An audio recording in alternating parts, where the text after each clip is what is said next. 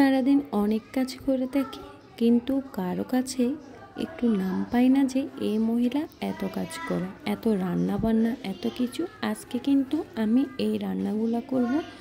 পালং শাক রান্না করব, মূলা রান্না করব, সাথে একটু মাছ রান্না করব, আরও রান্না করব মিক্স সবজিও রান্না করব। প্রথমে আমি এক এক করে সব কিছু কষিয়ে রান্না চুলায় বসিয়ে দিচ্ছি। পালং শাকের জন্য ডাল ম্যারিনেট করে নিচ্ছি। ম্যারিনেট করে কিছুক্ষণের জন্য রেখে দিব। এরপর আমি অন্যান্য রান্নাগুলো চালিয়ে যাব। রান্নায় যখন একটু দেরি হয় আবার অনেক কথাও শুনতে হয়।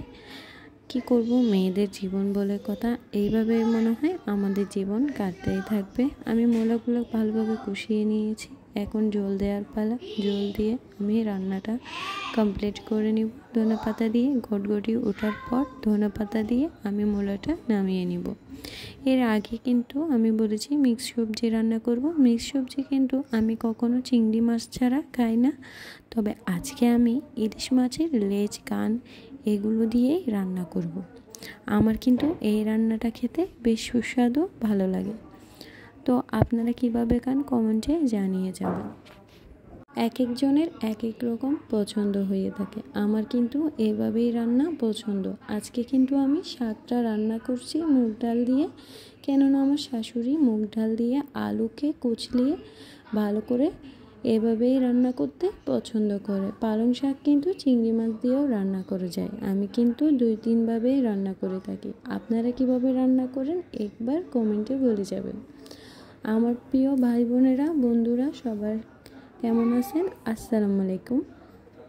ব্যস্ততা সারাদিন আমরা এত খাটাখাটির পর যখন কেউ বলে বাসায় এসে খাবার এখন রেডি হয়নি, কাজ কেন শেষ হয়নি, এটা কেন করোনি, ওটা কেন করোনি, এসব শুনে মেজাজটা তো একদম খিটখিটে হয়ে থাকে।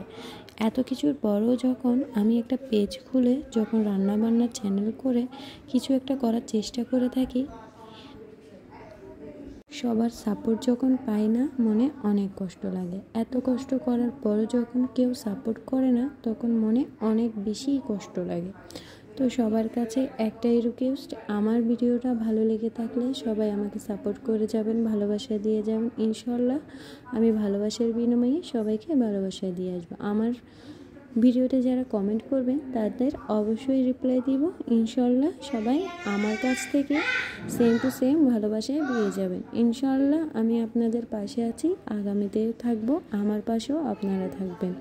এইটুকু বলে সবার সাথে ভালোবাসা দিয়ে এগিয়ে যাচ্ছি। ইনশাল্লাহ আমার সাথে থাকবেন। আল্লাহ হাফিজ।